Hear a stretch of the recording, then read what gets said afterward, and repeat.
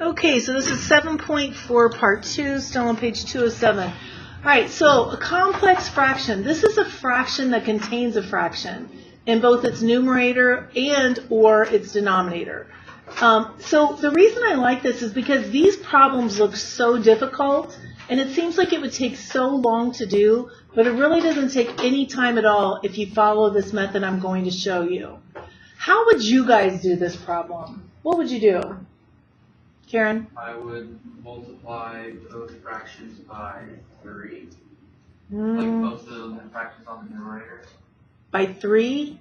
I don't think that's going to get you anywhere because you're going to have half of 3. That's going to be 1.5. What would you do, Justin? I would multiply the top by 3. So then you can cancel out. Multiply the top by 3 over 1, maybe? That's But okay, because you're saying to multiply by the reciprocal. Yeah. That way is not a bad way. The problem with that way, though, is that what if you had 2 terms down here? Oh. Then what would you do? Okay, but I see why you guys are saying multiply by 3. Marcella? Okay, that's another thing you could do, is you could actually add these two by finding a common denominator. But let me show you the absolute fastest way to do it. What would be the common denominator for 3, 2, and 3? 6. So we're going to multiply this top by 6 and the bottom by 6. So now what I'm doing is I'm doing 6 divided by 3 times 2. What is that? 6 divided by 3 times 2. 4. Plus, what's half of 6? 3. And then what's 6 divided by 3, or 6 over 3? That's 2. And so this answer then is going to be 7 halves. Okay? That's how quickly you can do this. Now, a lot of people, what they do is they just do this math right here, and then they multiply by 3, because that's the reciprocal of that. But I'm telling you, this is the quickest way to do it.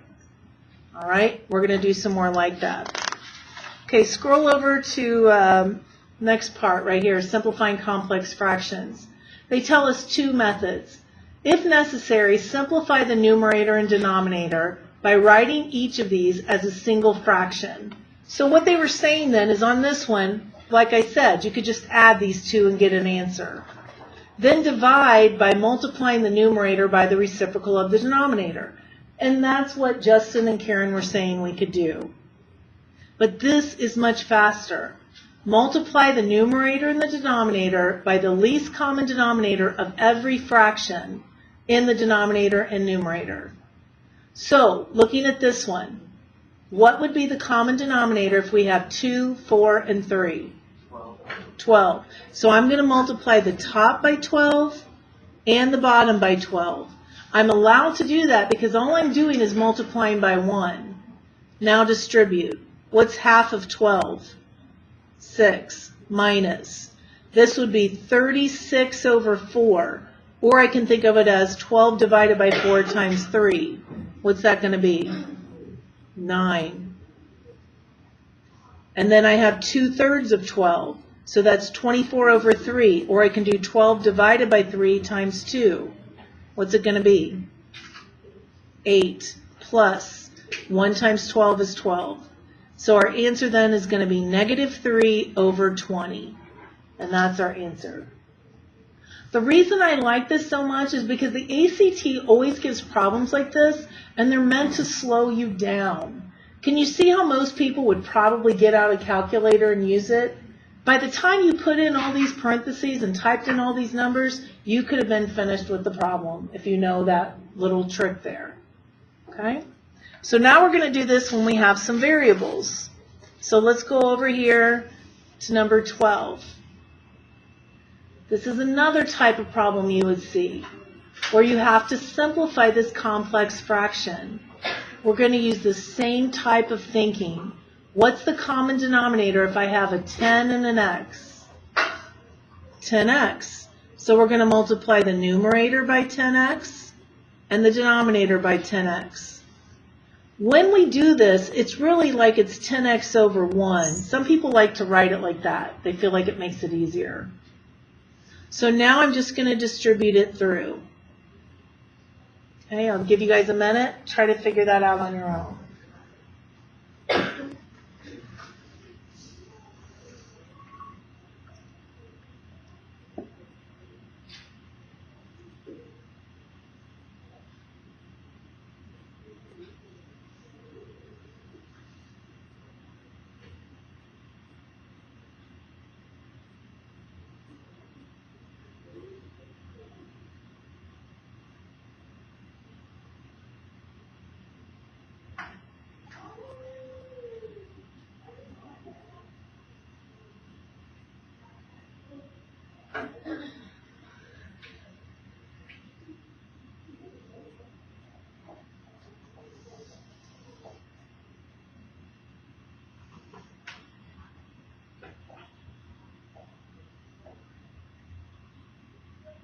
Can you get those answers? One of those two? Any questions? A lot of people like to write it out as 10x squared over 10, 30x over 1, 50x over 1, 10x over x. They like to write all that out, and if you need to do that, it's okay. To me, that gets more confusing, having all those numbers in there and then canceling. All right, so we're going to follow the same process on this problem. So I'm going to have 12 over. How does this factor? What are numbers that multiply to be 44 and subtract to be 7? 11 and 4. Let's see, this would be negative, this would be positive. Okay, so that's one of my terms. Then on the bottom, I'm just going to keep this all the same. Now, people who have trouble doing this are not looking at the terms. This is a term right here. This is a term, and this is a term. The reason these are separate is because of that plus right there. So it's like this is by itself, this is by itself, this is by itself. For all of those in blue, what would be the common denominator? Just what, Karen? X minus 11 times x plus 4. Right.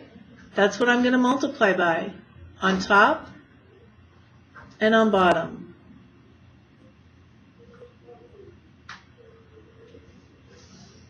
So what's going to happen on top is I'm going to have 12 times this all over that. So what's that going to just be? 12. When I go to this term, I would have 2 times this all over this. So what am I just going to have? 2 times what? Good.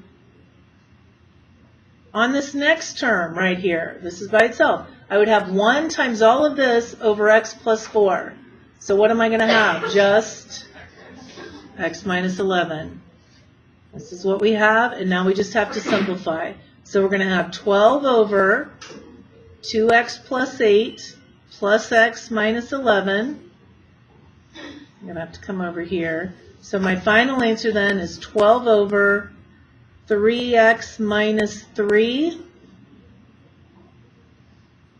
Leave it like that. Oops, we can go further. I'm going to have to go backwards this way. Factor out a 3, and we've got x minus 1. Can we go further still? What's it going to be? 4 over x minus 1. Good. That's going to be our final simplified answer. Yep. On the ACTs, you would see, here's your original problem. Which of the following, this would be one of the following, would be equivalent? And they would give you other stuff that's not even close. And can you see why hardly anyone would have time, to go through all of that unless they were pretty quick? And this would not be something you would guess on that, would you? Because you never see an x minus 1 anywhere. So you can see how that's how the ACT is designed. You have 60 minutes for 60 questions. The payoff is if you're fast. And that's why we give you guys tests that are a little bit long sometimes, and you got to push yourself to go faster and faster when you're doing that. All right, let's go over here now. Now, I really like the complex numbers. To me, this next thing is a little confusing, but we'll see what you guys think. Here's what we're trying to do. We have this expression, and we want to write it in this form. So basically, we have to get something to where that denominator will cancel out. So we want to be able to get a constant and then have some number over that x minus 3. This is something we have to know how to do in order to do section 7.2. Some of you have asked, why did we skip 7.2? And that's because we have to be able to do this. So I'm not sure why they didn't put 7.2 after, but that's why we're going back and doing 7.2. Okay, so here's what I'm starting with. 2x minus 4 over x minus 3. I want to get something so that it will cancel. Can you think of what this would have had to have been for the x minus 3's to cancel? Something so that I could factor it out and then have an x minus 3. What would I have wanted this to be? Not 2x minus 4, but 2x minus what? 6, yes. I want this to be 2x minus 6. So what do I have to do to make it 2x minus 6? I need to subtract 2. But if I'm going to subtract 2, I have to add 2 to make it balanced. Does everybody agree this is equivalent to what I started with? Right? Okay, so now I'm going to group these. What's another name for that right there? 2x minus what?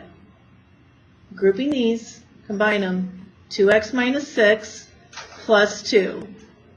Does everybody still agree that that's equivalent to what I started with? Is that equivalent to what I started with? Okay, so now what am I going to do with this? What can I do with that right there? Karen? Factor out a 2. Right, so I'm going to factor out a 2 just out of these two. And I've got x minus 3. And then I have plus 2 all over x minus 3. Well, now I can split these apart. Actually, maybe I should have split it apart before, but that's okay.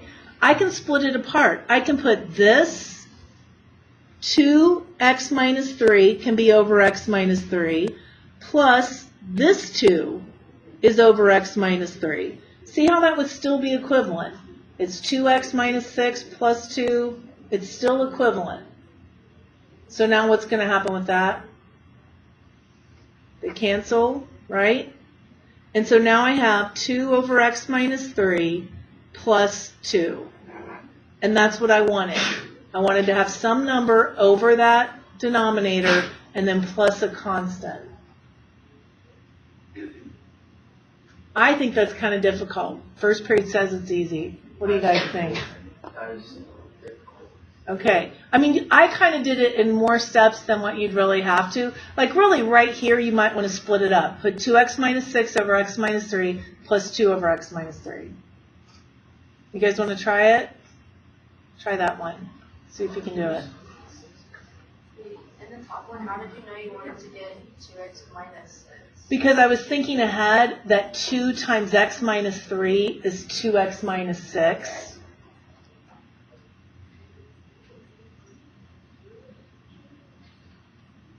So you got to think, what do you want this to be for it to cancel?